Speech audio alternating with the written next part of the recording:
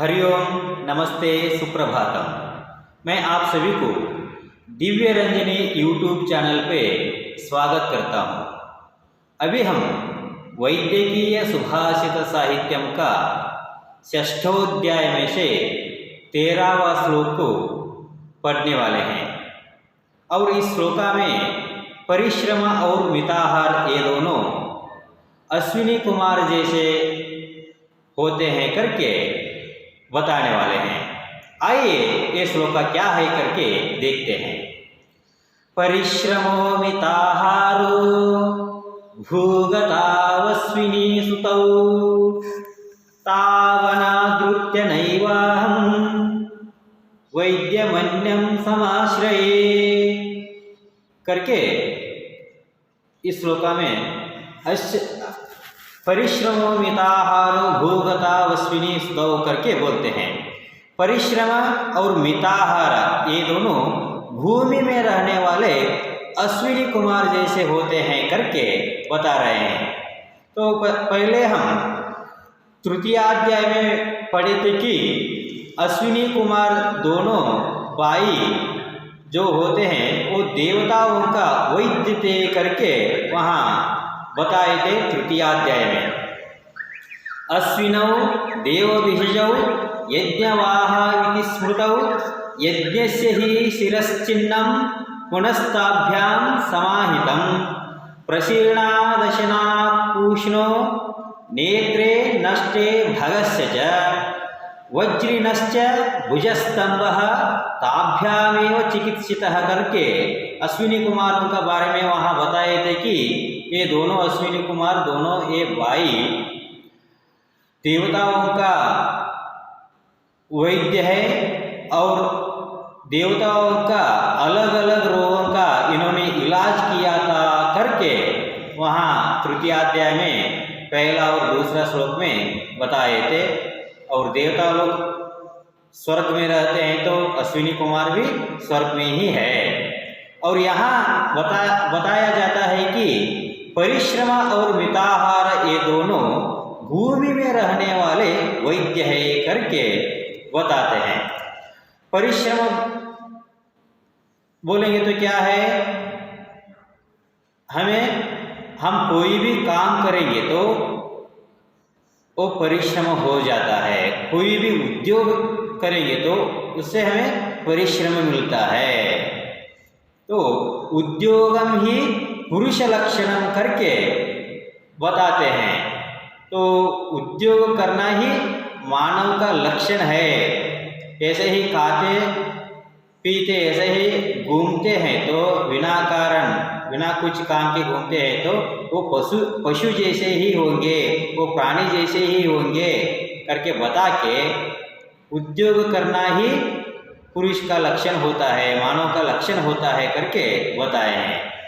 और कुछ उद्योग करने से, कुछ परिश्रम करने से, कुछ काम लेके उस काम पे परिश्रम करने से क्या होता है, हमारा सब शरीर भी दृढ़ रहता है। मांसखंड जो भी होते हैं वो बहुत ही मजबूत हो जाते हैं और मांसपेशियां भी बहुत ही मजबूत होके पूरा शरीर पे खून बहता है। कहीं खून इकट्ठा होके ऑपरेशन वगैरह करना नहीं पड़ता है। इसलिए परिश्रम करो। तो कितना परिश्रम करो, तो पसीना बहने तक तो करो, उतना तो करो करके बोलते हैं। तो परिश्रम करने से भूख भी ज़्यादा लगेगी और हम जो भी खाते हैं वो भी आसान से पचन होके हमें शक्ति मिलेगा। और दूसरा अश्विनी कुमार कौन है, मिताहार करके बोलते हैं। तो मिताहार बोलेंगे तो क्या है, हमारा प्रकृति को देख के जो खाना होता है वो मिताहार होता है। जैसे कि वात प्रकृति, पित्त प्रकृति, कफ प्रकृति बोल के ये तीनों प्रकृतियां हैं। उनमें से हमारा प्रकृति कौन सी है बोल के हमें पहला समझना है। हमारा वात प्रकृति है क्या, पित्त प्रकृति है क्या, कफ प्रकृति है क्या, समझ के उसका हिसाब से हमारी प्रकृति जो रहती है उसी का हिसाब से हमें खाना चाहिए। और षट ऋतु जो होते हैं, षट ऋतु का हिसाब से भी हमें खाना पड़ता है। तो अलग अलग ऋतुओं में हमें क्या क्या खाना चाहिए करके हमारा प्रकृति का हिसाब से भी हम खाएंगे तो वो क्या हो जाता है, खाने का तरीका हो जाता है। और मात्राहार मिताहार बोल के और दो चीज यहाँ मुझे बताना है। मात्राहार बोलेंगे तो क्या है, हम जितना खाते हैं, जितना खाने से वो आसान से पचन हो जाता है उसे मात्राहार कहते हैं। सोचो कि हम 3 रोटियां खा सकते हैं और 3 रोटियों को खाने से वो आसान से पचन होके हमें कुछ भी समस्या पीड़ित नहीं करेगी, तो क्या है, मात्राहार है। हम 2 रोटी खाते हैं क्या, 3 रोटी क्या खाते हैं क्या, चावल कितना खाते हैं बोल के हमें पता ही होता है, क्योंकि हम आजकल ही नहीं खा रहे हैं बल्कि बचपन से ही हम खाते आ रहे हैं। इसलिए हमें पता होता है कि हमें कितना खाना चाहिए और मैं कितना खा सकता हूँ और कितना खाने से आसान से पचन हो जाएगा, मुझे कोई भी समस्या नहीं होगी बोल के हमें पता ही रहता है। तो जितना पचन हो सकता है उतना खाना, ये क्या है, मात्राहार है। तो मात्रा में लेना, 1 रोटी 2 रोटी 3 रोटी इतना चावल करके, इतना ये क्या होता है, मात्राहार होता है। और मिताहार बोलेंगे तो क्या है, जो मात्राहार है, मैं इतना खाऊंगा करके जो मात्राहार होता है उससे भी थोड़ा कम खाना ही मिताहार होता है करके ये मात्राहार मिताहार का बारे में बताए।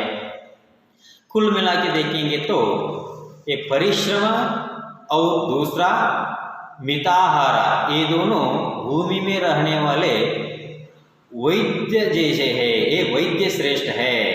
हम परिश्रम करने लगेंगे तो और मिताहार का पालो करेंगे तो, मिताहार सेवन करेंगे तो क्या होता है, हमें रोग ही नहीं आएंगे। रोग नहीं आएंगे तो वैद्य का पास जाना ही नहीं पड़ता है। इसलिए यहाँ बोले तावनादृत्य, परिश्रम और मिताहार, यही भूमि में रहने वाले अश्विनी कुमार जैसे हैं, इनको छोड़ के मैं क्या नहीं करूँगा, वैद्यमन्यम न समाश्रये अहम, मैं दूसरा वैद्य का आश्रय नहीं लूँगा। क्योंकि परिश्रम और मिताहार करने से, परिश्रम करने से और मिताहार सेवन करने से क्या होता है, रोग का संभव ही नहीं होता है। इसलिए वैद्य का पास जाना ही नहीं पड़ता है। इसलिए परिश्रम करो और मिताहार का सेवन करो करके इस श्लोका में बताया गया है। आप सभी से निवेदन है कि कृपया इस दिव्य रंजनी यूट्यूब चैनल को सब्सक्राइब करें, वीडियोस को देखें और वीडियोस को लाइक करें, शेयर करें और अपना राय जो भी होता है, अपना सुझाव जो भी होता है उसे कमेंट्स में लिखें और भी वीडियोस बनाने के लिए हमें प्रोत्साहित करें। धन्यवाद। पुनर्मिलामः।